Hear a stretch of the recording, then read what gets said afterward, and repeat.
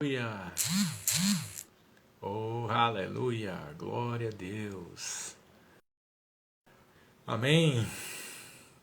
Vou começar agora a mandar os aviãozinhos para. Aleluia. Glória a Deus.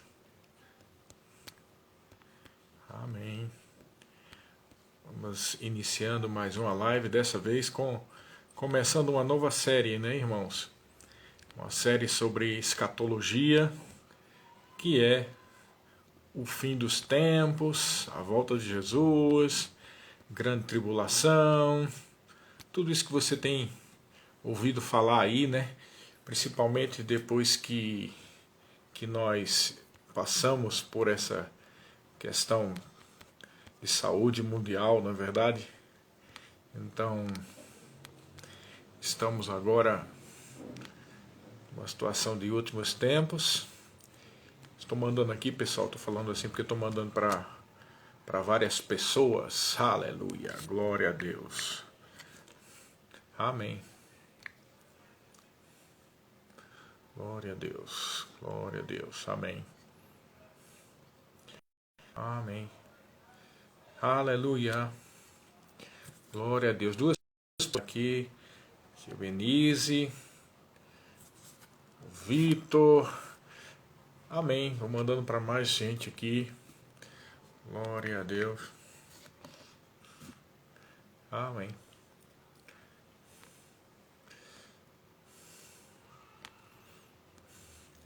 Aleluia.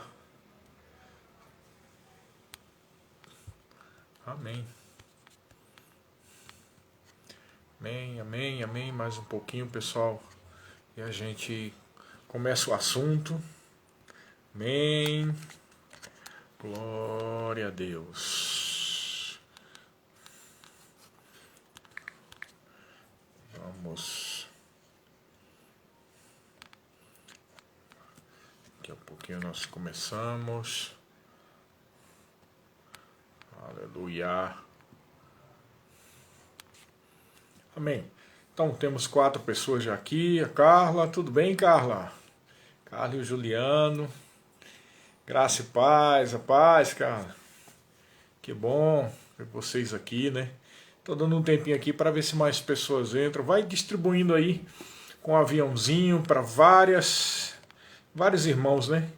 Agora que nós estamos começando uma nova série, é muito importante que muitas pessoas saibam que estamos começando essa série, amém? Série sobre escatologia e especialmente sobre os sinais dos tempos, amém? Estão assistindo junto, tudo bem, Juliano? Graça e paz. Distribui aqui para algumas pessoas mais, aleluia. Glória a Deus. Amém. Você vai passando aí para várias pessoas. E aí a gente começa essa série de material sobre escatologia. Amém. Aleluia. Tô demorando aqui que eu tô banando também para muitas pessoas aqui. Glória a Deus. Aleluia. Amém. Então vamos dar início, né, à nossa série sobre escatologia. E hoje nós vamos tratar sobre os sinais dos tempos, né? Os sinais da volta de Jesus, sinais relacionados com as coisas que estão descritas na Bíblia. Eu escolhi propositalmente esse tema, sinais, e não fim dos tempos, né? Porque Deus tem tratado uma coisa comigo a respeito de escatologia, né? Aliás, escatologia é um assunto muito vasto, né? E bastante escorregadio. Se você não tiver bastante firmeza, você pode titubear e não ficar bem firme naquilo que você tem colocado dentro de você, né? Eu não estou nem falando sobre questões de pré-tribulacionismo, mid-tribulacionismo ou pós-tribulacionismo. Ou seja, eu estou falando sobre questões relacionadas se nós cremos que vai ser antes da tribulação, o arrebatamento, se vai ser no meio ou se vai ser depois. Isso aí para a gente é bem já firme. Se você realmente seguir uma interpretação literal da Bíblia a respeito dos últimos tempos, você vai ver que o argumento pré-tribulacionista é muito forte mesmo, né? Na verdade, as pessoas que se seguram no mid-tribulacionismo ou no pós, elas se baseiam em alguns textos que estão fora do contexto cronológico e profético. Mas se realmente a gente vir as coisas de uma forma correta, você vai ver que realmente nós vamos ser arrebatados antes da grande tribulação, tá? Só que a questão não é essa, a questão são outros detalhes. A escatologia é muito escorregadio porque tem uma gama de fatores a se considerar. A gente geralmente prefere ficar só no que está escrito na palavra, e deve ser assim, amém? Só que tem algumas coisas relacionadas, por exemplo, a sinais, que é preciso entender de outra forma. Quando eu digo de outra forma, não é não bíblica, eu estou falando que você tem que ver todo o contexto social, histórico em que nós estamos inseridos para poder entender aquilo que já está na Bíblia, tá? Então, é bom a gente começar por um texto muito importante, que inclusive foi o próprio Senhor Jesus Cristo que falou, né? Antes de continuar aqui, opa, dona Belia, Lisiane, tudo bem, Lisiane? Eu queria pedir a vocês que já estão aí, se já puderem mandar um aviãozinho para outras pessoas, até porque esse assunto é muito palpitante, é um assunto relacionado com os últimos tempos, para a gente divulgar o máximo de pessoas. Amém? Amém. Antes de mais nada, eu quero pedir desculpa aos irmãos, porque tivemos de começar antes daquilo que tinha sido programado, né?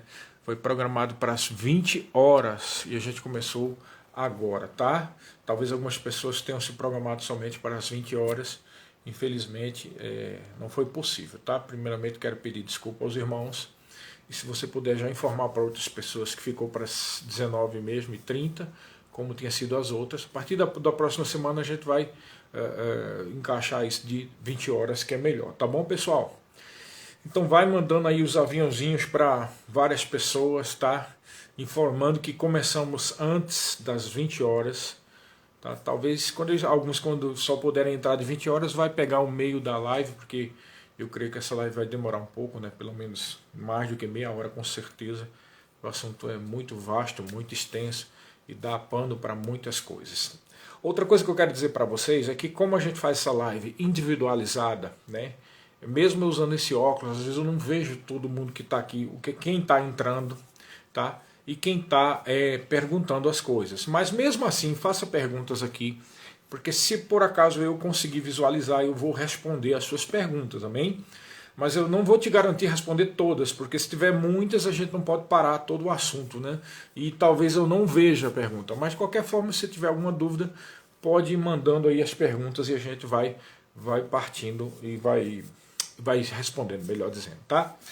Então, o primeiro texto que eu quero ler para vocês é o que se encontra lá em Mateus capítulo 16, do versículo 1 até o 4. É Jesus que fala aqui, olha só. Versículo 1 diz assim: Os fariseus e os saduceus aproximaram-se de Jesus e, para o provar, pediram que lhe mostrasse um sinal vindo do céu.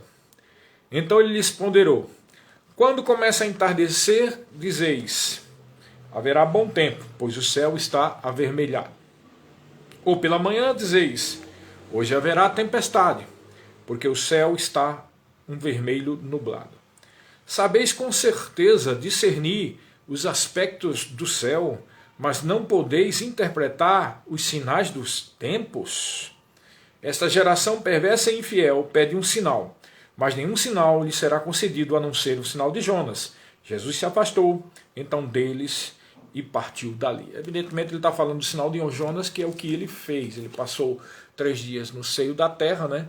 E isso aqui tem a ver com isso. Mas a situação aqui que nós queremos pôr e propor com relação a esse assunto, sinais dos tempos, é que o próprio Senhor Jesus Cristo advertiu os escribas e fariseus sobre a importância de discernir os sinais. Então, não é correto a gente não observar os sinais, porque Jesus advertiu os fariseus a respeito daquela época porque eles não conseguiam discernir os sinais dos tempos. Amém? Então, é preciso a gente fazer uma explicação aqui sobre sinais, irmãos. Sinais tem a ver com o plano profético, tem a ver com o plano de fundo. Na verdade, é uma placa de sinalização a respeito do que pode acontecer. É preciso fazer uma distinção bem clara, e preste bastante atenção aqui, porque se você não prestar atenção, pode ser que você chegue lá na frente, daqui a 10 ou 15 minutos, e você diga, agora eu não entendi mais nada, o pastor está dizendo outra coisa, que dizia antes, né? Ou que eu aprendi no Rema. Não, não é nada disso. Eu quero que você entenda e faça essa análise do que eu vou dizer aqui. Existe uma distinção, uma separação muito clara entre sinais e fatos comprovados e descritos e organizados de uma forma cronológica. Amém? Vocês estão entendendo o que eu estou dizendo? Existe uma coisa que é o sinal, ou os sinais. Os sinais, gravado aqui, estou voltando. Então, o sinal não tem a ver com um fato comprovado, ou um fato, algo que aconteceu e que está dizendo claramente que daqui a tantos dias, daqui a tantos meses, ou daqui a tantos anos algo vai acontecer. O sinal é uma aparência de algo que dá a entender que outra coisa vai acontecer. Como Jesus de Cristo diz assim, olha, vocês estão vendo aí, vocês olham os céus quando eles estão vermelhos e vocês dizem isso, deve haver aquilo. Vocês estão discernindo o que pode acontecer por causa da aparência do tempo. Então, da mesma maneira, devemos entender o que são sinais. Por que isso é tão importante? Porque lá em 1 Tessalonicenses, no capítulo 17, aqui é a questão que eu disse que precisamos entender bem direitinho, que eu entenda a explicação que eu vou passar para você não ficar confuso. Em 1 Tessalonicenses capítulo 4, versículo 17, que está falando aqui sobre o arrebatamento, claramente sobre o arrebatamento, Uh, Paulo, pelo Espírito Santo, diz o seguinte: logo em seguida, nós, os que estivermos vivos sobre a terra, seremos arrebatados como eles nas nuvens para o encontro com o Senhor nos ares, e assim estaremos com Cristo para sempre. No versículo 15, ele diz, 15:16, afirmamos a todos vós, pela palavra do Senhor, que nós, os que estivermos vivos, quando se der o retorno do Senhor, certamente não precederemos os que dormem. Pois, dada a palavra de ordem com a voz do arcanjo e o ressoar da trombeta de Deus, o próprio Senhor descerá dos céus e os mortos em Cristo ressuscitarão primeiro. Aí é quando ele diz no 17, logo em seguida, nós que estivermos vivos sobre a terra, seremos arrebatados. No original grego é a palavra arpazo. Arpazo significa ser sequestrado. Por isso, é aqui nesse versículo, com essa palavra grega, arpazo, que dá a entender a realidade do arrebatamento, que não é uma ficção ou uma invenção teológica de algum ramo do cristianismo, é algo muito claro, o arrebatamento é algo muito claro. Seremos arrebatados como eles nas nuvens para o encontro com o Senhor nos ares, e assim estaremos com Cristo para sempre. Então presta bem atenção, como eu disse ainda agora, em Mateus capítulo 16, versículo 4, de 1 a 4, Jesus advertiu os fariseus porque eles não estavam discernindo os sinais dos tempos, que era preciso observar os sinais dos tempos. E aqui nós vemos que o arrebatamento é iminente, no abrir e fechar dos olhos, como diz também lá em 1 Coríntios capítulo 15, é no abrir e fechar dos olhos, é algo iminente. E por conta disso, por conta da iminência, por causa do arrebatamento que é rápido, abrir e fechar dos olhos, é divulgado, é ensinado, e eu mesmo ensino isso, e você vai ler muitos livros pré-tribulacionistas, né? E você que fez o Rema vai aprender isso no Rema também. É dito que não há sinais para o arrebatamento. Por quê? Porque ele é iminente. Se tivesse sinais, teria ideia de quando o momento que ele vai acontecer. E é aqui que eu chamo a atenção para um detalhe, né, importante, né? Eu penso que até alguns autores bem conhecidos, até americanos, pré-tribulacionistas, dizem o seguinte, que a melhor forma de entender os sinais é que os sinais não apontam para o arrebatamento, mas os sinais apontam para eventos que acontecerão depois do arrebatamento. Isto é verdade se você levar em consideração o que está na Bíblia, o que está na profecia bíblica. Na profecia bíblica só existem sinais para a grande tribulação. Na profecia bíblica só dá a entender que há sinais para o advento do anticristo na grande tribulação. Mas se você parar um pouco para meditar, você vai ver que isso é um preciosismo, é um detalhe. Porque também a grande tribulação e o advento do anticristo só vai acontecer depois do arrebatamento. O que mesmo a gente não dizendo tecnicamente que vai haver sinais para o arrebatamento, mas se vai haver sinais para o advento do anticristo e para a grande tribulação, uma coisa leva a outra, talvez de questões de horas ou de dias, não é verdade?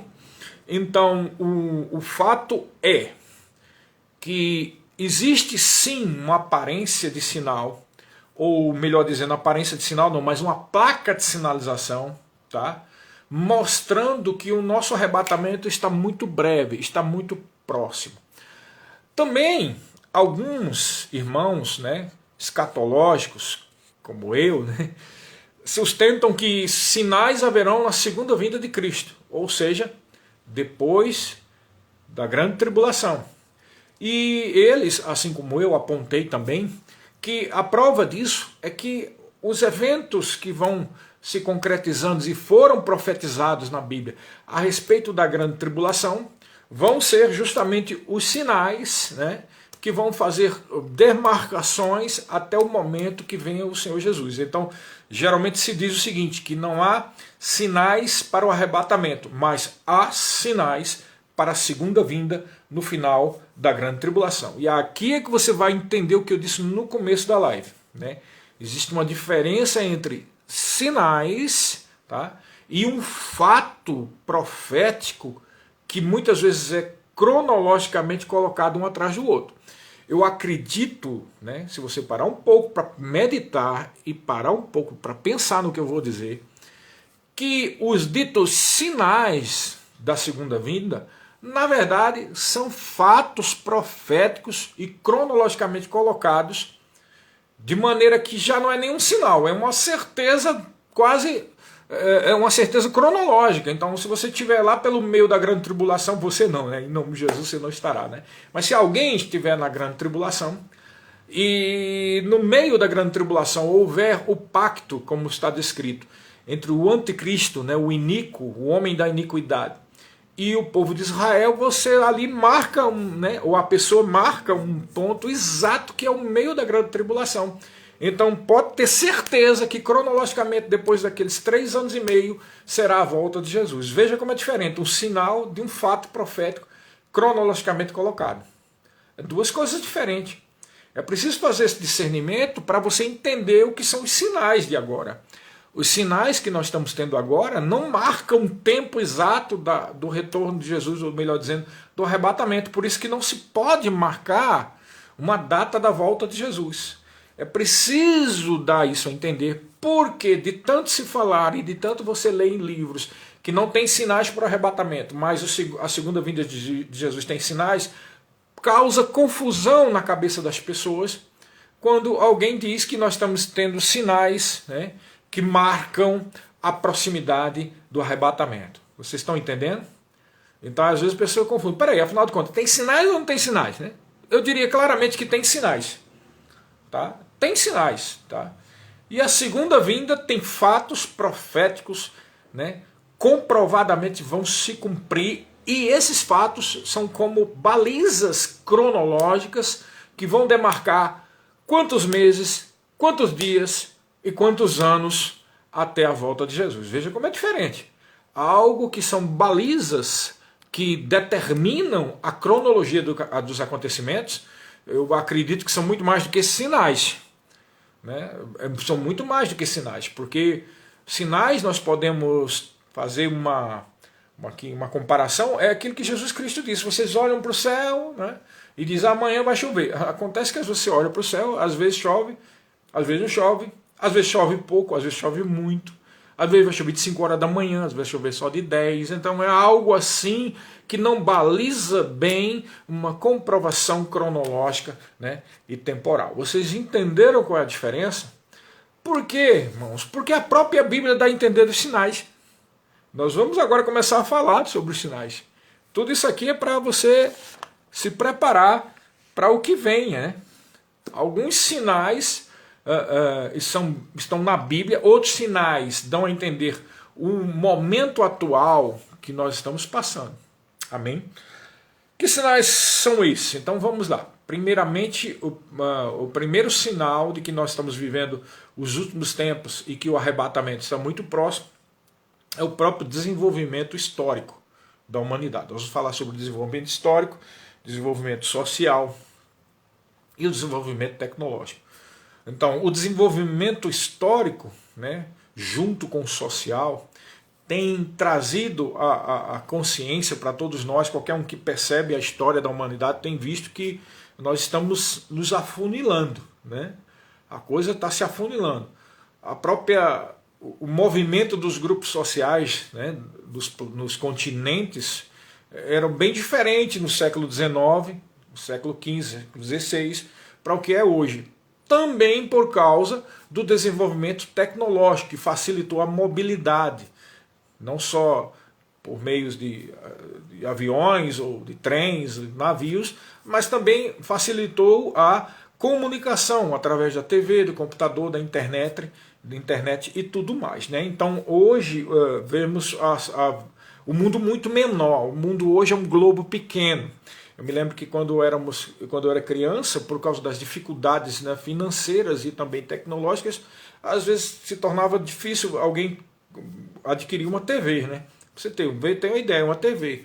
Computador, as pessoas começaram a ter alguma facilidade mais ou menos no meio da década de 90. Então, e a internet começou na década de 90, mas nem todo mundo tinha acesso, então a coisa era tudo muito difícil. E no início do século XX, pessoas não tinham nem carro, né?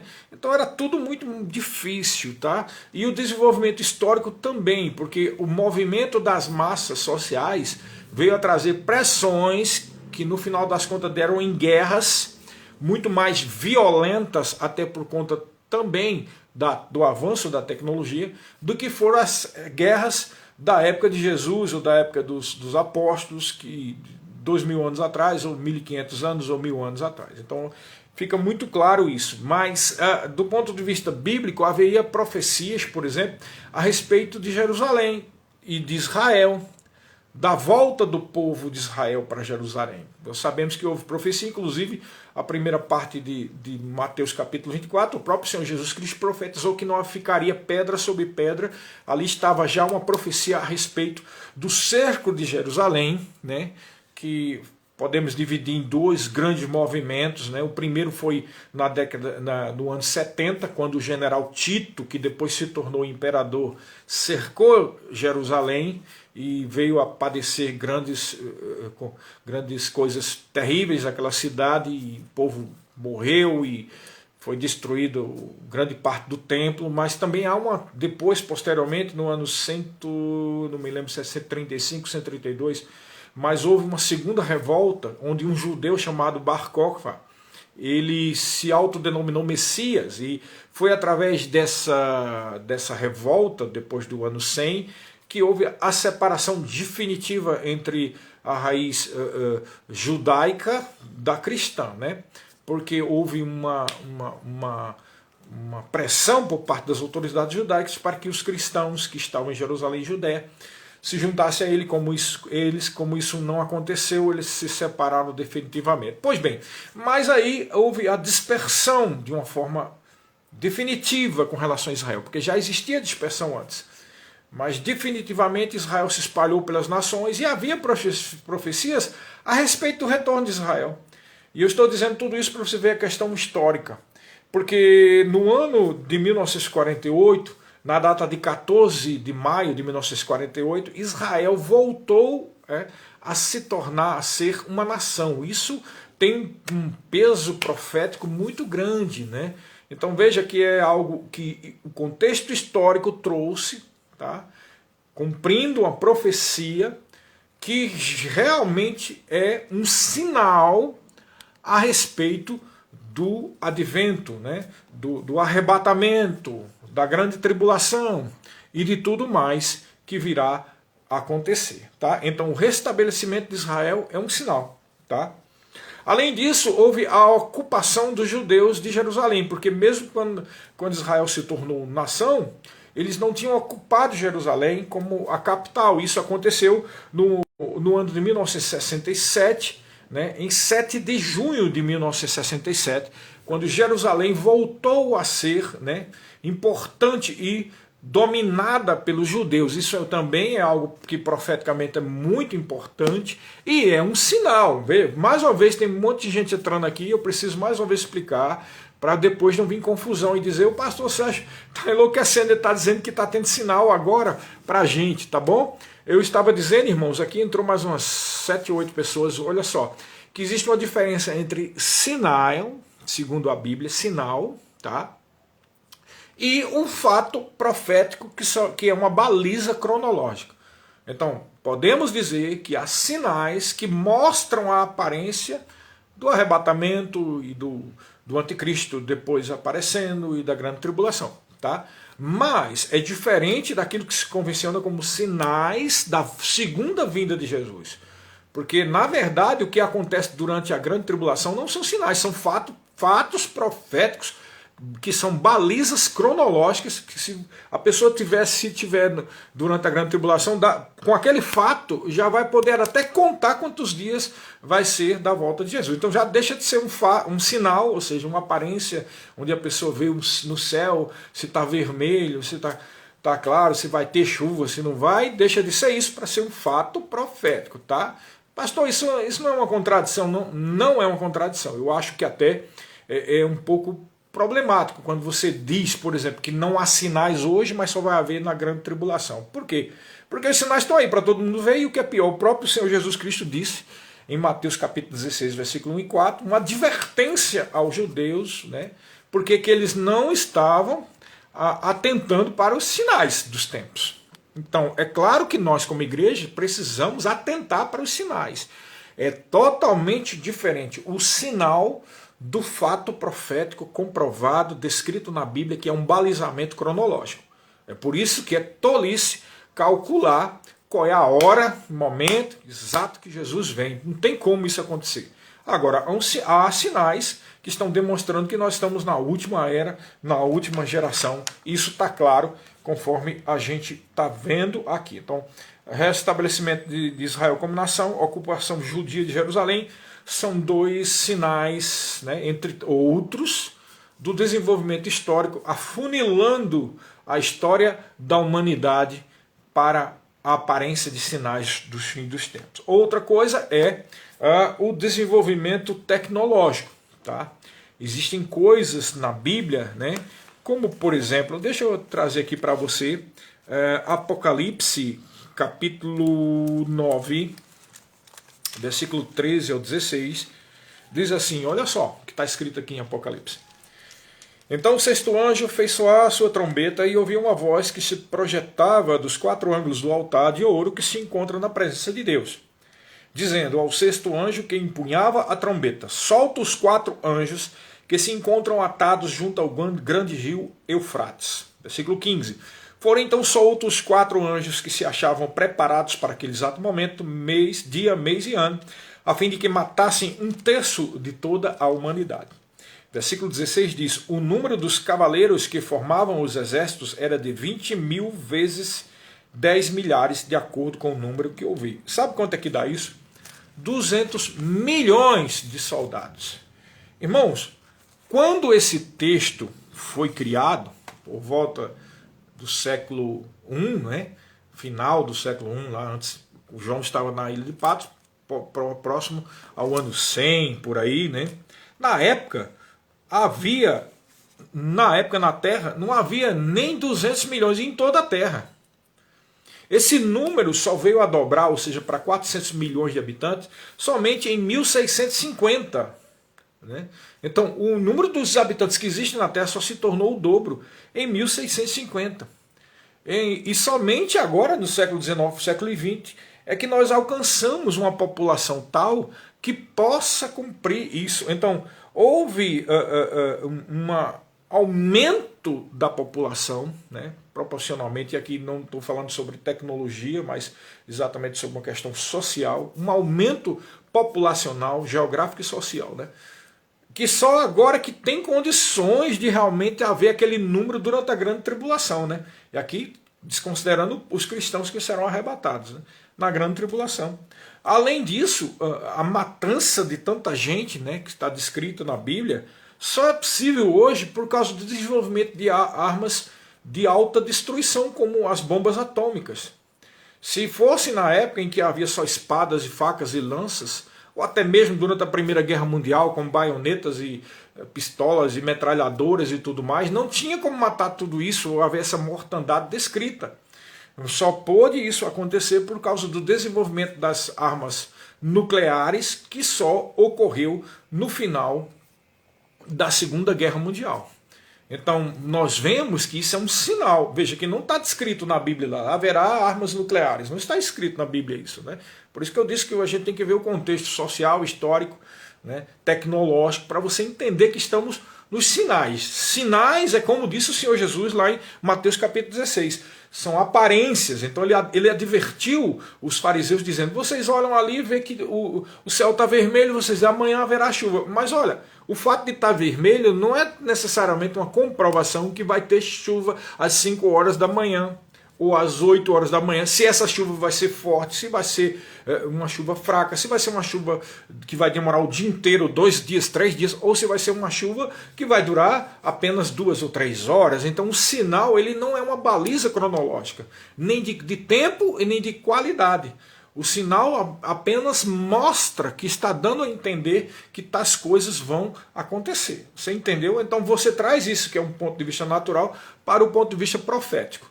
Então aqui o surgimento de armas nucleares de forma nenhuma está lá na Bíblia, né? Uma coisa como essa, mas já mostra que há um pano de fundo que é sinal ou uma aparência que está muito próximo. Além disso, há o desenvolvimento tecnológico a respeito desenvolvimento do laser, né? Também a questão da microeletrônica, né? Os transistores, né, que eu tenho um nome para isso, eu esqueci agora, são menores,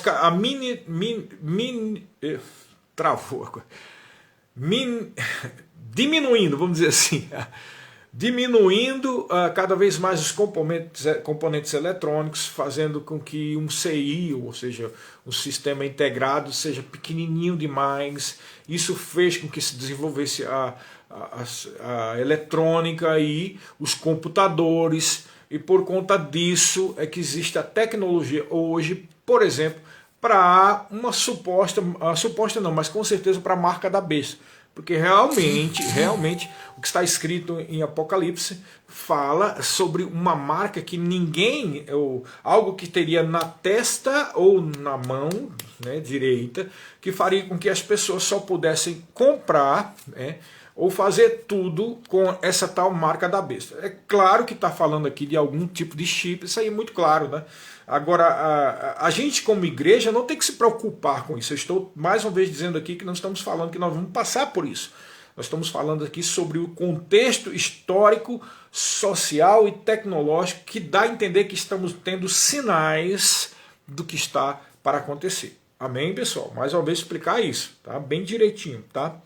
Então, há essa invenção do laser, da tecnologia de computadores e de tudo mais, e a redução dos componentes eletrônicos que estão dando pano de fundo. Na verdade, já existe a tecnologia para um domínio mundial, né? Isso já existe. Então pode realmente o arrebatamento ser a qualquer momento iminente, mas precisamos entender que isso são sinais. Além disso, a situação política, né? e social. Nós vemos que a política hoje em dia é voltada para o egoísmo e valores pessoais exacerbados. É a história do politicamente correto, onde os valores estão sendo mudados. Isso aí está muito claro, principalmente para quem é cristão está percebendo o que estão tentando fazer. Estão tentando desconstruir. Isso é realmente a atuação do espírito do anticristo, tá? Algumas pessoas pensam que é a esquerda. A esquerda é só uma ferramenta do espírito do anticristo. Porque existem também pessoas de direita que estão envolvidas, né? Há políticos que todos nós conhecemos que eram de direita, mas agora são a favor dessa desconstrução da família, porque na verdade isso é uma influência do espírito do anticristo, que isso está na Bíblia, tá? Daqui a pouco nós vamos tratar sobre isso. É uma sociedade corrompida, onde os desejos pessoais é exagerado. Tudo é em função do homem, né? Eu até gosto de dizer, às vezes, nas aulas de escatologia, que a minha ideia do número 666, que é o número do anticristo, precisa a gente observar um detalhe. O número 6 na Bíblia é uma tipologia do homem. Então, 666 é do diabo, é do anticristo, porque é uma filosofia, é uma doutrina, é uma política, é um modus operandi social, psicológico, que é voltado pelo homem, para o homem e por causa do homem. 666. Por isso que o autor de Apocalipse, João, diz, é um número de homem. O número 6 tipifica o homem. E o que é que nós estamos vivendo hoje? É algo absurdo, onde alguém pode ser chamado e taxado de homofóbico, e a ira e o ódio se voltam contra a pessoa, só porque a pessoa diz uma opinião. E então, é uma sociedade totalmente corrompida, onde os valores estão sendo invertidos. E para eles, para essas pessoas que estão influenciadas pelo espírito do anticristo, nada mais correto do que o progressismo. Eu até discordo dessa nomenclatura, raízes progressistas, né?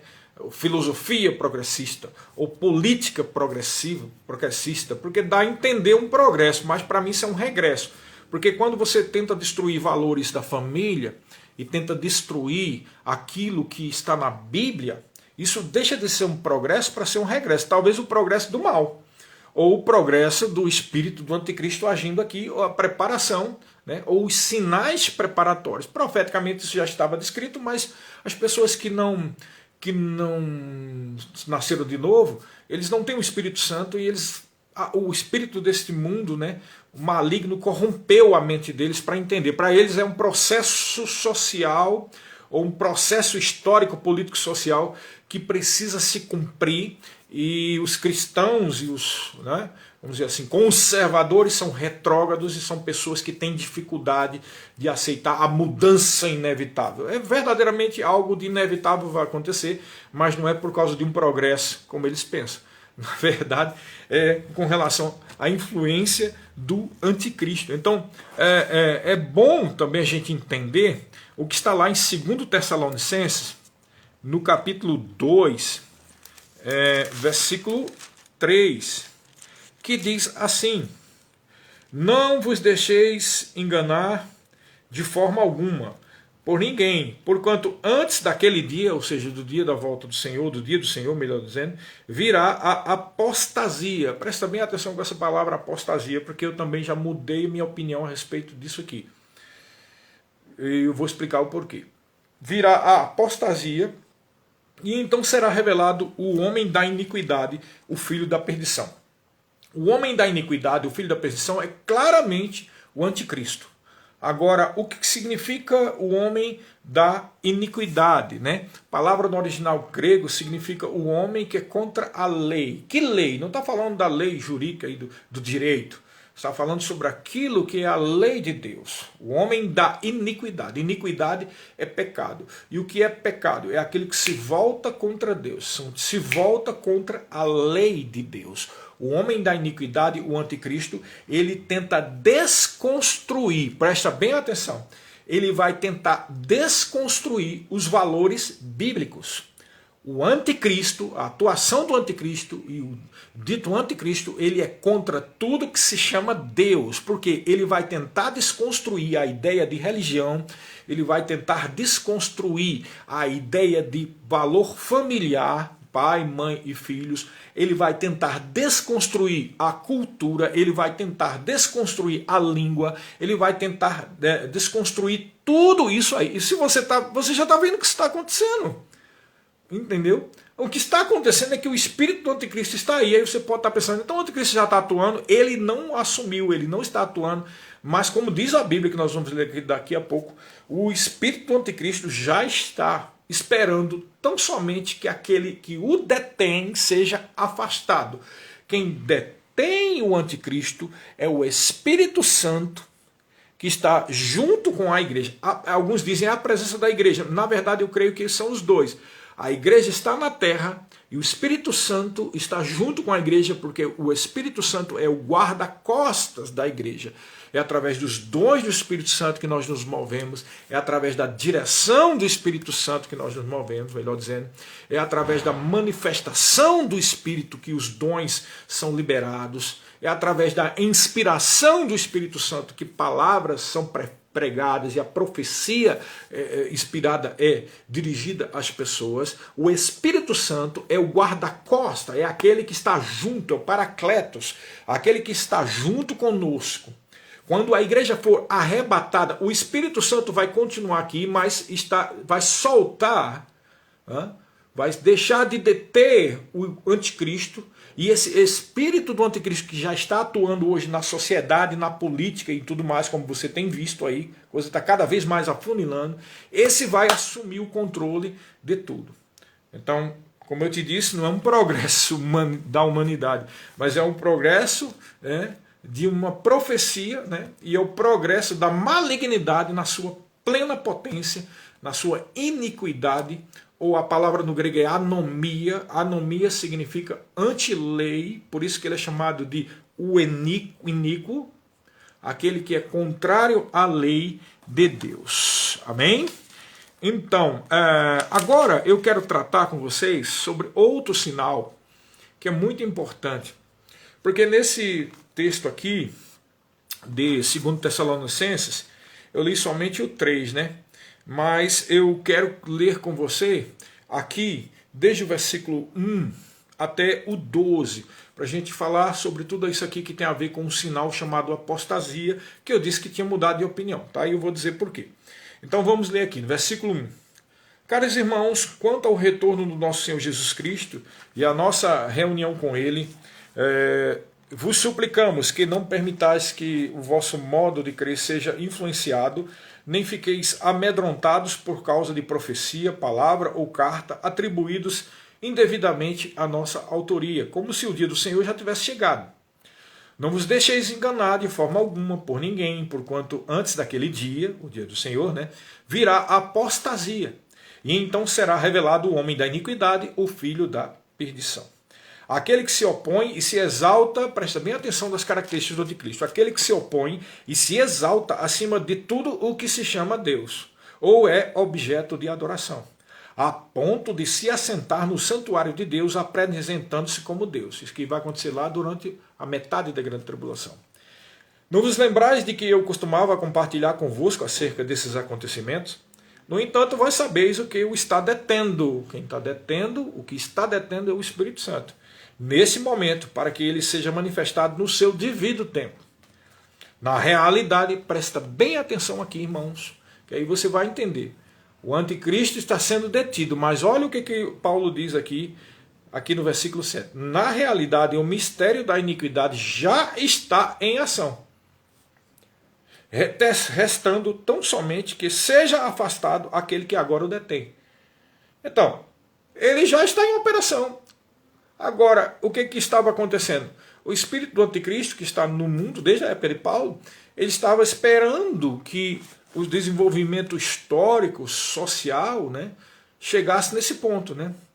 Ou você acha que não foi o espírito do anticristo que incitou as lideranças da igreja da Idade Média a fazer tanta matança, por exemplo, como a questão da Inquisição, a Inquisição espanhola. Claramente a atuação do anticristo. Por quê? Porque isso até hoje é levantado pelos judeus, pelas pessoas que são ateus, né?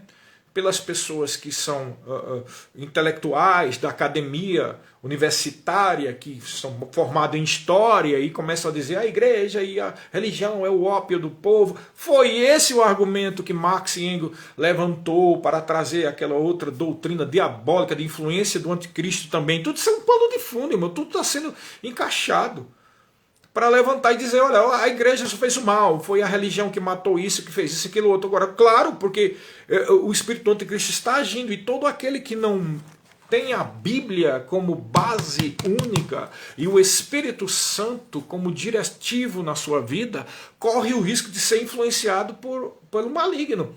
Então a igreja da Idade Média foi muito influenciada pelo espírito do anticristo.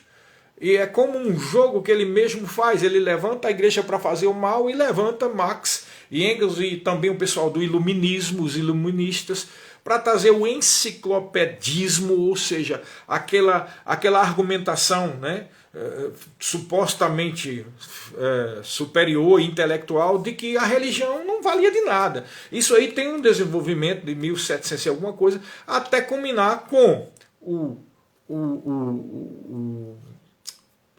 essa questão do socialismo, né, o comunismo, o positivismo e todas as correntes filosóficas que têm o homem como razão de ser. Então é o que o homem precisa, é o dinheiro que move o homem, né? A religião é o ópio do povo, ou levantar um filósofo como Nietzsche para dizer que Deus está morto, né? Então é todo um caminho do espírito do anticristo até culminar com o que estamos vivendo hoje, e aliás esse povo que está muito envolvido com essa desconstrução social e essa tentativa de desconstruir a família e desconstruir os valores, que é claramente algo de influência do espírito do anticristo, eles têm como base essas argumentações filosóficas aí, né? Simone de Beauvoir, esses filósofos aí existencialistas, não é verdade? E todos essa corrente toda aí que é puramente humanista, gente que tem o homem como Deus, o objetivo humano, as vontades particulares de cada um como objetivo principal da humanidade. Isso são valores totalmente contrários ao que a Bíblia diz, totalmente contrários ao que o Senhor determinou, totalmente contrário aos valores cristãos. Então isso é claramente uma atuação do espírito do anticristo, irmãos.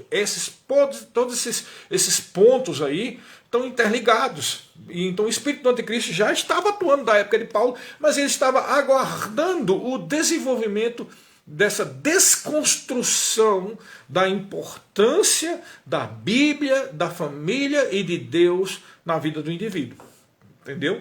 Então agora chegamos ao ápice, né? Estamos muito, muito claramente num momento onde os sinais estão muito claros, e é por isso que as pessoas estão admiradas. Meu Deus, como a coisa está, há 10 anos atrás não está. Sabe por que está assim, irmãos? Porque isso é uma tempestade, a coisa está se acumulando. Para eles que estão no mundo, é nada mais, nada menos do que um movimento lógico visando o progresso da humanidade. Para nós que vemos as coisas claramente, é claramente o progresso da manipulação conspiratória mesmo, não é uma teoria da conspiração. A teoria está aqui, ó. Não é teoria não, meu irmão, é a realidade. Conspiratório dos poderes do espírito do anticristo, e todos os governos, e todos os filósofos, e todos os estudiosos, e todos esses importantes aí envolvidos com o espírito do anticristo, eles todos estão juntos nesse conluio infernal para tentar desconstruir os valores da família, os valores cristãos. É por isso que estamos nessa pressão tão grande, e toda e qualquer liderança política, está muito claro, não preciso nem dizer os nomes, né, que se volta contra isso é bombardeado como se fosse um Hitler. E é um total desconhecimento da história, porque eles mesmos argumentam que esse povo aí, que são cristãos ou conservadores, desconhece a história. Eles desconhecem a história, porque o que eles estão lendo é só uma história viciada. Né? Porque se conhecesse a história, veria claramente que o indivíduo como Hitler e como Stalin era sim uma tipificação do anticristo que tentava controlar as pessoas E muitos desses aí, inclusive o Stalin, era a favor dessa desconstrução da família. Então a história diz o contrário do que eles estão dizendo. Não é verdade? Então eu não vou nem entrar nesse ponto aqui, mas vamos voltar ao ponto profético em si. Então o espírito do anticristo já está agindo. Mas eu estou vendo aqui, né? Nós paramos no versículo 7, que diz: na realidade o mistério da iniquidade já está em ação, restando tão somente que seja afastado aquele que agora o detém. E diz o 8, então será plenamente revelado o perverso. Ou seja, plenamente, quer dizer, um processo de revelação. Ele vai plenamente ser revelado depois do arrebatamento da igreja, quando aquele que o detém será afastado. A quem o Senhor Jesus matará com o sopro de sua boca e destruirá pela gloriosa manifestação da sua vinda. Ora, o aparecimento desse anticristo é de acordo com a ação de Satanás, com todo o poder, com sinais, com maravilhas ilusórias, e com todas as artimanhas e enganos provenientes da injustiça para os que estão perecendo, porquanto rejeitaram o amor à verdade que os poderia salvar. Versículo 11 e 12 diz assim: é por esse motivo que Deus lhe envia uma espécie de poder sedutor, a fim de que creiam na mentira. É algo incrível o que acontece no mundo. Eles acham que estão certos, é um absurdo.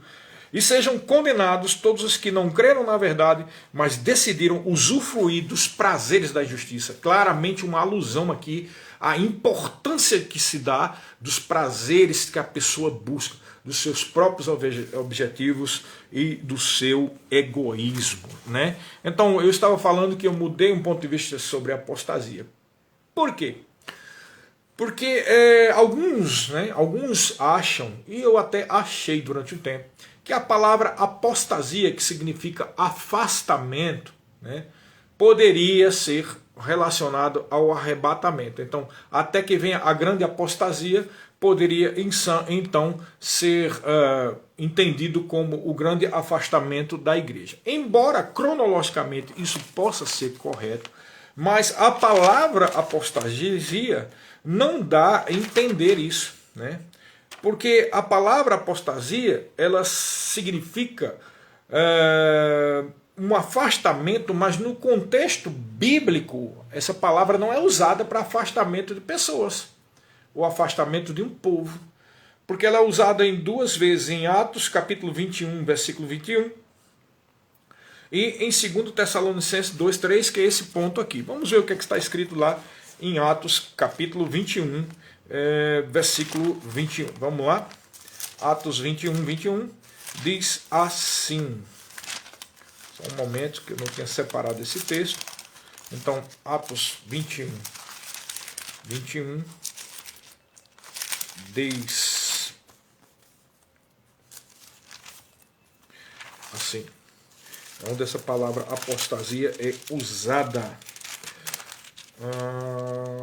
Diz assim: porém eles têm sido informados a teu respeito de que ensina todos os judeus que estão entre os gentios a se afastarem de Moisés. Presta atenção, apostasia de Moisés. Você está percebendo que o contexto aqui é se afastar dos ensinos de alguém, tá? Além disso, essa palavra foi usada pelo filósofo Plutarco para indicar uma revolta política, um afastamento político, uma separação, uma revolta, né? E na Septuaginta, né, a tradução grega do Velho Testamento, a palavra grega apostasia é usada no sentido da revolta contra Deus em Josué 22, 22. Também tem outra coisa interessante. Nos livros apócrifos, né, que é da Bíblia Católica, em 1 Macabeus 2,15, diz que Antíoco Epifânio favorecia a apostasia ao judaísmo. Então, todos os exemplos da palavra apostasia dão a entender o afastamento de uma doutrina, de afastamento de um ensino, tá? E não esse sentido de um povo, né, de pessoas e tudo mais, tá? O que nos leva agora para a última parte dessa live, talvez demore mais algum tempo, né? Que é a questão da apostasia, que é um sinal, claro, de que estamos no último tempo, na iminência do arrebatamento a qualquer momento. Pode ser hoje, pode ser amanhã, pode ser daqui a 6 meses ou daqui a 1 ano, mas estamos muito próximo, ou talvez 2 anos, 3, a gente não sabe exatamente, mas já existem os sinais que dão pano de fundo, que é o que está escrito lá em 2 Timóteo, tá? Em 2 Timóteo, no capítulo 2, no capítulo 3, do versículo 1 ao 9 e 12 e 13. Esse texto é bastante conhecido, principalmente nós que somos do Ministério Verbo da Vida, porque o Rick Renner tem feito vídeos sobre isso, e ele tem até esse livro que está aqui, que eu não li ainda, vale salientar, que é Guia de Sobrevivência dos Últimos Dias, né? Mas todos os que leram disse que é muito bom. O meu chegou antes de eu viajar para dar aula em Mimoso do Sul, eu não tive tempo de ler, e eu estava lendo tão somente aqui o índice e vi que ele tratava justamente desse ponto que ele tratou no vídeo. Então, esse livro e o argumento de Rick Renner, juntamente com tudo isso que nós estamos dizendo aqui, mostra bem claro que realmente estamos tendo sinais, irmãos. Sinais que estão mostrando claramente que o arrebatamento pode ser a qualquer momento. Então, esse texto que Rick Renner diz que há 25 características dos últimos tempos. Podemos dizer 25 sinais, fora aqueles que eu já falei, o desenvolvimento histórico, o desenvolvimento tecnológico, a questão da política atual e a sociedade atual, né? O que está acontecendo com essa tentativa de desconstruir a família, desconstruir os valores cristãos, é claramente uma atuação do espírito do anticristo, né? Do espírito do iníquo que está agindo no meio. Além disso, nós vemos a atuação do espírito do anticristo desde aquela época e agora muito mais, né? Por causa disso que está escrito em 2 Timóteo do capítulo 3, vamos ler aqui mais uma vez do 1 ao 9 e depois os versículos 12 e 13, que diz assim: sabe, entretanto, disto, nos últimos dias, está falando do final dos tempos, sobrevirão tempos terríveis. Nós estamos vivendo tempos terríveis, não porque estamos debaixo de uma guerra agora, mas porque essa pressão espiritual, essa coisa horrível que estamos passando. E ele diz por quê? Olha só, versículo 2. Os homens amarão a si mesmos. Claramente o que nós estamos vivendo. Serão ainda mais gananciosos. O povo vive hoje só por um objetivo. Ganhar dinheiro, nem que tenha que passar por cima dos outros, né? Arrogantes. Basta dizer a arrogância que a gente vê das postagens hoje em dia.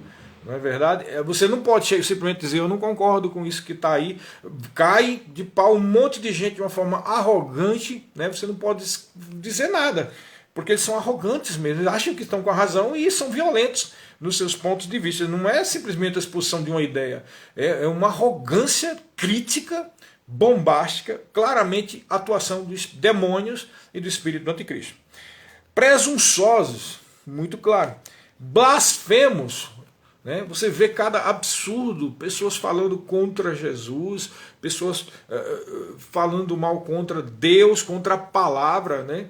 E veja, é por isso que é incrível, porque a Bíblia dá a entender, né? A Bíblia mostra, melhor dizendo, que durante o período da grande tribulação, apesar de todos os juízos, aqueles iníquos ainda vão ficar blasfemando contra Deus, quer dizer, na iminência de morrerem todos ali com aquele juízo, mesmo assim blasfemando, porque eles são arrogantes, são blasfemos, e na mente destituída de senso espiritual e de bondade deles, eles acham que o Deus do universo, ele é conivente com erros, com pecados e com essa tentativa de desconstruir valores familiares e valores cristãos.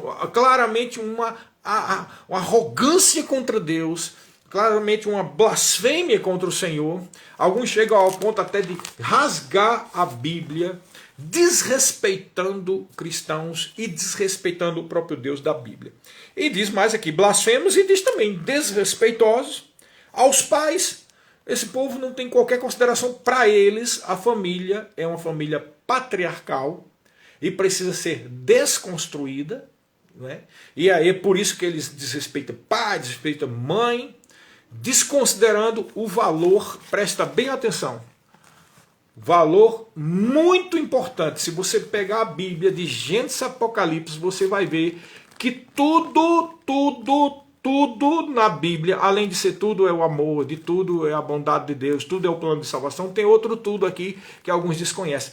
Tudo, de Gênesis a Apocalipse, trata de paternidade espiritual.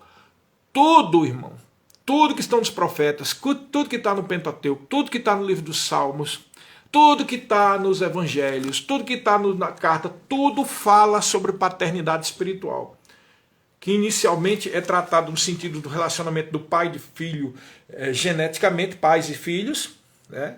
E depois é tratada sobre o relacionamento de Timóteo com Paulo, Paulo com Timóteo, né? É tratado do relacionamento de Elias com Eliseu, Moisés com Josué, né? E também o próprio Jesus, ele diz, o filho não faz nada que ouvir o pai não mandar.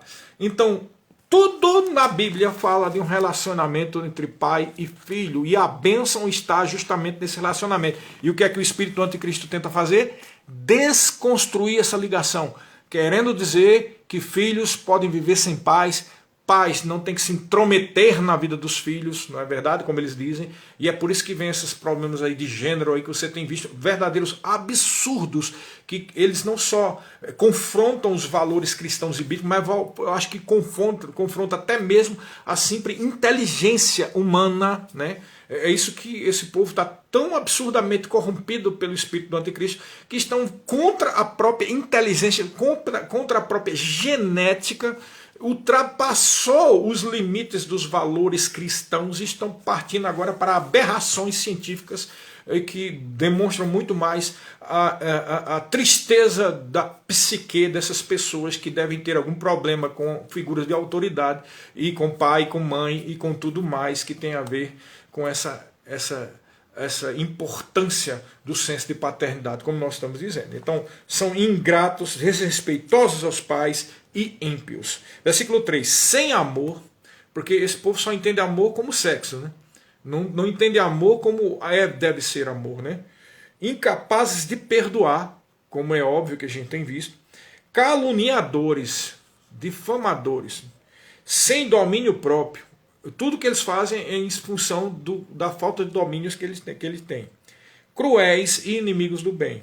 Olha que eu não estou nem tratando aqui das questões do original grego, que é tão claramente tratada por Rick Renner, e deve ser aqui, porque eu vi o vídeo, mas aqui eu não li. Mas deve falar muita coisa, até porque ele é um especialista em grego. Um livro que eu aconselho que você adquira e que tem aí na Rema Publicações, né, no nosso Verbo Shop. Com certeza um ótimo livro, como todos os livros do Rick Renner, tá, pessoal? E diz mais aqui. Olha, versículo 4, traidores, inconsequentes, orgulhosos, e diz mais amigos dos prazeres do que amigos de Deus. Ele não tem interesse com Deus. É interessante que quando o pessoal fala de Deus, esse pessoal que está aí corrompido, eles falam de Deus no sentido de um Deus bondoso que passa a mão em tudo quanto é atitude pecaminosa, e isso é Deus. Quando a gente fala que Deus ele abomina o pecado, mas ama o pecador, eles simplesmente não entendem, eles misturam, não entendem o que é o pecador e o pecado. Para eles, se abomina o pecado, então não é Deus. Então é um absurdo, né? E diz mais no 5, com aparência de piedade. Por que eles têm aparência de piedade? Porque é para ajudar as minorias, é para ajudar fulano e cicrano. Com aparência de piedade, todavia negando o real poder, nega o poder do Espírito Santo, nega a importância do poder do Evangelho, nega a importância do poder de Deus.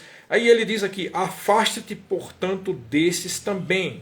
Porque são pessoas assim que se intrometem pelas casas, conquistam mulheres sensatas, sobrecarregadas de pecado, os quais se deixam levar por toda espécie de desejos. Elas estão sempre aprendendo, mas jamais conseguem chegar ao conhecimento da verdade. Aqui é um contexto social da igreja primitiva. E a semelhança de Jandes e Jambres, que se colocaram contra Moisés, esses também se opõem à verdade. São homens que tiveram suas mentes corrompidas, são reprovados na fé. Contudo, não irão longe, pois como no caso daqueles opositores, a insensatez deles é própria e se manifestará claramente a todos. Tá? Versículo 12 e 13 diz assim, de fato, todas as pessoas que almejam viver piedosamente em Cristo Jesus serão perseguidas. E 13, todavia os perversos impostores andarão de mal a pior, enganando e sendo enganados. Agora, presta atenção que eu vou dizer aqui agora, pessoal. Esse ponto. Porque a apostasia tem a ver não com o mundo, porque o mundo já está no pecado. O mundo já está sob influência do espírito do anticristo. Algumas coisas que eu citei aqui já está acontecendo no mundo. Mas a palavra grande apostasia, ou esse termo grande apostasia, está dizendo que isso aqui está contaminando cristãos. E se você for ver, tá? O contexto aqui não é só o mundo, ele está falando afasta-te destes. Ele está falando de uma realidade, infelizmente, dentro da igreja. Isso aqui, o texto de 2 Timóteo capítulo 3 é a apostasia, irmão. Não está falando do mundo, embora tenha contexto claramente do mundo. E por isso mesmo é um sinal, porque o mundo está assim. Mas nada que o espírito do anticristo não esteja já projetando há muito tempo, não é verdade? Mas se você analisar o contexto da carta de Paulo, ele está falando disso aqui acontecendo dentro da igreja. Então precisamos entender que nós, como igreja, como diz a Bíblia, a igreja é coluna e baluarte da verdade. Então nós não só temos que ter cuidado sobre essa influência sobre as nossas famílias, mas precisamos ter cuidado dessa influência sobre os púlpitos, precisamos ter cuidado sobre essa influência sobre as lideranças.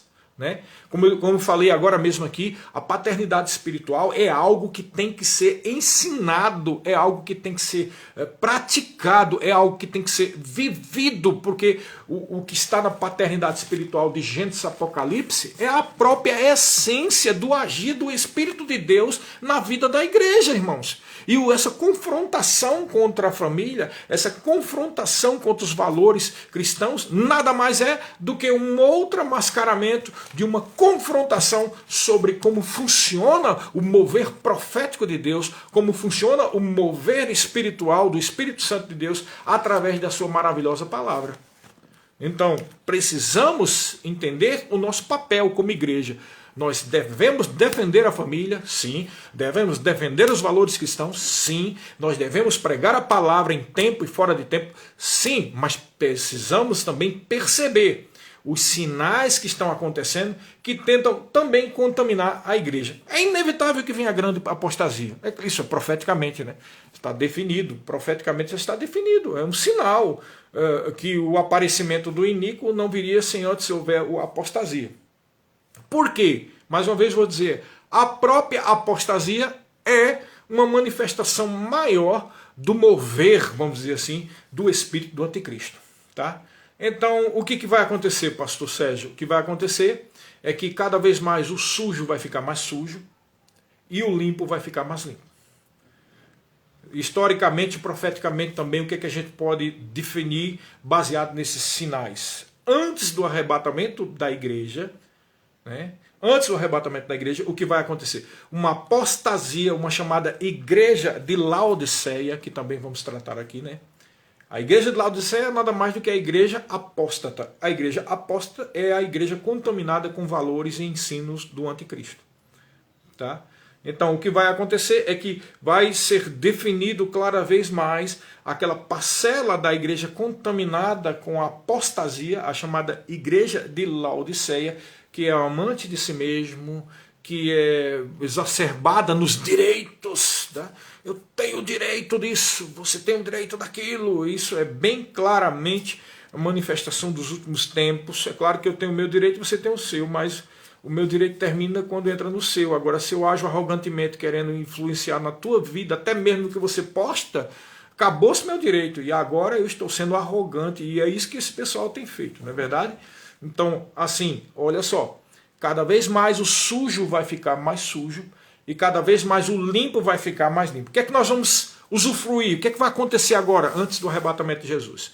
Os que estão cada vez ficando mais limpos vão envolver-se num grande mover profético de Deus na palavra, na cura, nos sinais e maravilhas. Esses que estão contaminados com as filosofias humanas e com a atuação, vamos dizer assim, conspiratória, já secularmente definida do espírito do anticristo, vão se tornar cada vez mais parecidos com Laodiceia. Esses que são parecidos com a Laodiceia, né, como diz a carta à igreja de Laodiceia, vão ser aqueles que vão ficar aqui.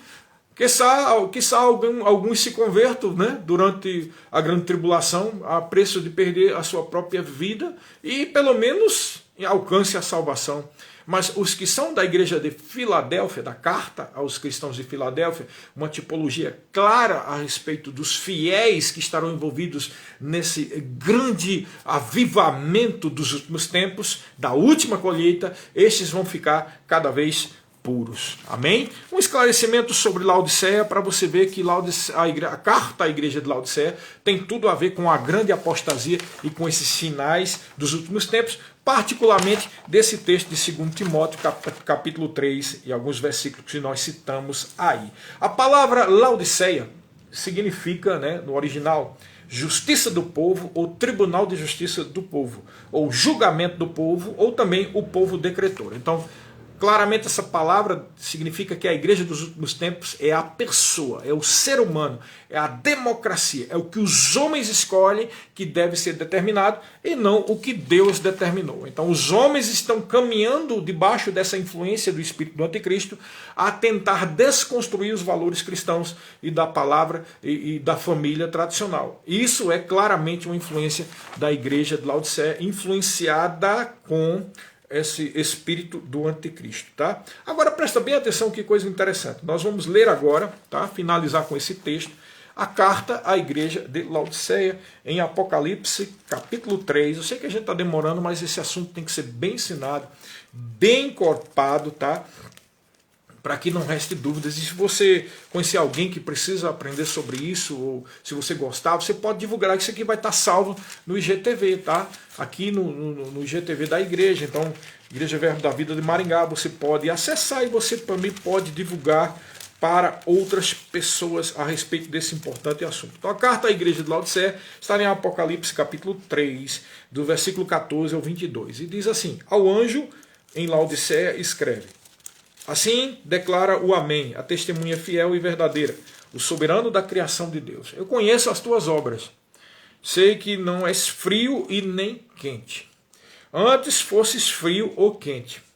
E por esse motivo, porque és morno, não és frio e nem quente, estou a ponto de te vomitar da minha boca. E ainda dizes: estou rico, conquistei muitas riquezas e não preciso de mais nada. Contudo, não reconheces que és miserável, digno de compaixão, pobre, cego e que na verdade estás nu.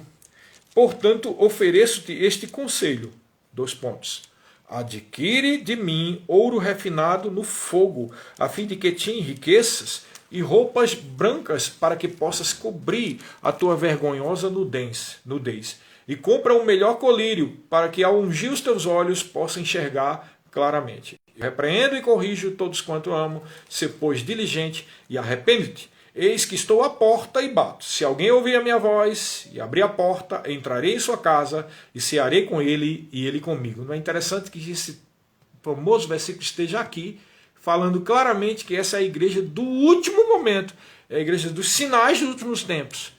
Ele está falando aqui dessa live, está falando dos púlpitos, está falando através da tua palavra. Eu estou à porta e estou batendo. Se alguém ouvir a minha voz, a voz do Espírito Santo, e abrir a porta, eu entrarei na sua casa. Eu vou proteger você, diz o Senhor. Cearei com essa pessoa e ele comigo. Terei comunhão com você, diz o Senhor. Versículo 21. Ao vencedor, eu lhe concederei que se assente comigo no meu trono, posição de autoridade.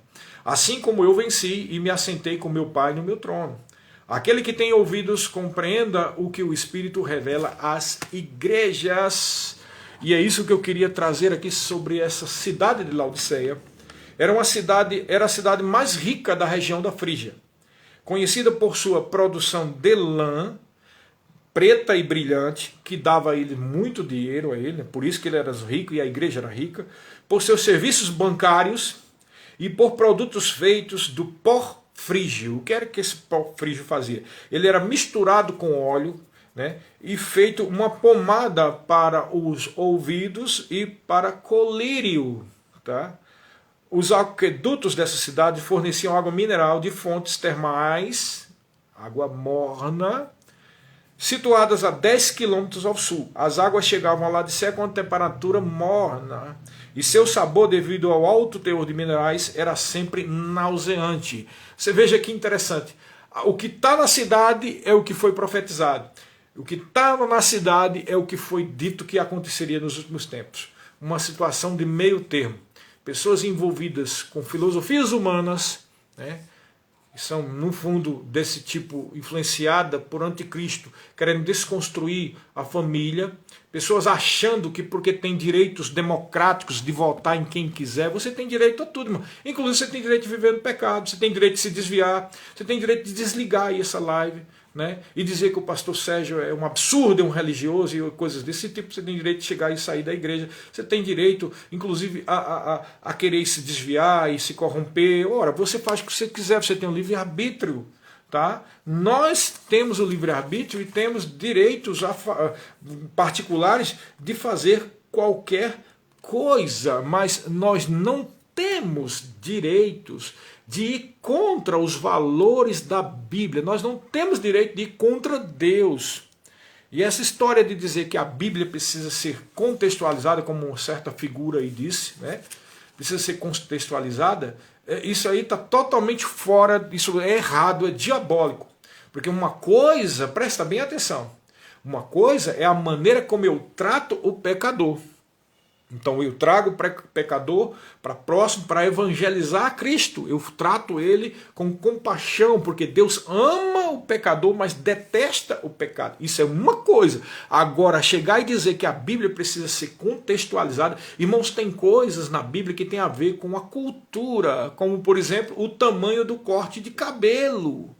Ou se usa barba, ou se não usa barba. Embora isso também tivesse demonstrações espirituais ligadas. Não quer dizer que você é mais abençoado por ter barba ou porque tem um cabelo curto. Quer dizer que na Bíblia, no contexto social da Bíblia, quando se usava barba, estava falando da maturidade, estava falando da varonilidade, do poder do homem de exercer a sua posição de autoridade. Então não é que a barba é abençoada, mas o contexto social da época trazia essa conotação, tá? O corte do cabelo tem a ver com a cultura grega. Então não estamos falando sobre isso, nós estamos falando sobre valores que estão descritos. Pecado na Bíblia é pecado e não tem nada a ver com o contexto social. Quando a Bíblia diz que certas práticas sexuais é pecado, isso é pecado. Ontem, há 5.000 anos atrás, daqui a 10.000 anos, vai continuar sendo pecado. E não tem nada a ver com o contexto social da realidade atual. Então a Bíblia não precisa ser contextualizada. A Bíblia precisa ser obedecida. Tá? Então é muito claro que a igreja, a carta à igreja de Laodiceia, é claramente uma alusão aos últimos tempos. Então, finalizando, o que é que vai acontecer? Nós estamos no meio de vários sinais, né? Essa pandemia que aconteceu aí claramente mostrou um outro sinal que até não citei aqui. Essa tentativa de criar um pano de fundo, na verdade isso foi um grande laboratório, está muito claro, para a dominação mundial e para o governo único, né? O que é que isso tudo mostrou, né? O que é que esse laboratório mostrou? A questão tecnológica, de que eles avançaram para controlar a manada humana através de vírus, bactérias e coisas desse tipo. E também avançou para um outro ponto, que tem determinada classe de pessoas que não se submetem a este controle. Então, para eles, está muito claro que a não submissão dessas pessoas é porque não são progressistas, né? Têm valores atrasados. São pessoas antiprogressistas, são pessoas que são contra a evolução da humanidade. O que é isso, irmão? A doutrina do anticristo, está muito claro. Então, isso que está acontecendo aí não é à toa, irmão. Não é simplesmente uma questão de se pode tomar determinada medicação, se não pode tomar medicação. É uma questão que também não é só política, porque alguns pensam que é isso. Não, alguns dizem assim, o que está em jogo são questões políticas. Engana-se quem pensa que é só política. O que está em jogo são questões espirituais. É a atuação conspiratória, que já dura séculos e agora está afunilando a atuação conspiratória do espírito do anticristo. Nós, como cristãos, não devemos negociar os nossos valores, não devemos negociar a nossa espiritualidade, não devemos negociar os princípios bíblicos, não devemos negociar aquilo que nós recebemos. para que nos tornemos cada vez mais cheios do Espírito, cada vez mais cheios da palavra, para que o que é puro se torne mais puro e o que é impuro se mostre claramente como ele é. E assim haverá separação entre o joio e o trigo. Eu espero que você tenha entendido sobre sinais. Voltando ao ponto inicial, para deixar bem claro, né, existe a diferença entre sinais e fatos proféticos, que são balizas cronológicas. Os fatos proféticos, que são balizas cronológicas, são aqueles fatos que ocorrerão durante a grande tribulação, que são balizatórios, vão determinar quantos dias, quantos meses, até a segunda vinda de Jesus. O que nós estamos vivendo agora são sinais, ou seja, aparências, né, que estão não demonstrando qual é o dia da volta de Jesus, nem o arrebatamento, mas estão simplesmente demonstrando que o dia se aproxima. Vamos ficar acordados enquanto é dia, porque a noite da grande tribulação vai cair sobre esse mundo que tem sido influenciado por esse espírito do anticristo. Vamos pregar a palavra, vamos evangelizar, vamos batalhar mais pela fé evangélica, vamos pregar, vamos nos encher do Espírito Santo, vamos nos alegrar, irmãos, não porque o mundo está assim, mas nos alegrar, porque a alegria do Senhor é nossa força. Essa, a vida de Deus flui dentro de nós para impor as mãos sobre os enfermos, para pregar o Evangelho, para ensinar toda criatura, para discipular, fazer discípulo, ensinar o princípio de paternidade biblicamente falando e estar sempre disposto para abençoar, curar e trazer a verdade para as pessoas, porque Jesus está muito próximo. O arrebatamento está muito próximo. Amém, queridos? Então é isso aí. Sejam abençoados praticando essa palavra. Então, dando um aviso final, semana que vem, quarta-feira, nós vamos ter outro tema de escatologia. Então vai divulgando aí para as pessoas, mandando esse aviãozinho e divulgando. Semana que vem, quarta-feira, de 8 horas da noite, nós teremos uma segunda live sobre mais assuntos de escatologia. Amém? Seja abençoado em nome de Jesus. Lembrando que isso aqui vai estar salvo no IGTV. Seja abençoados em nome de Jesus. Maranata. Amém, queridos.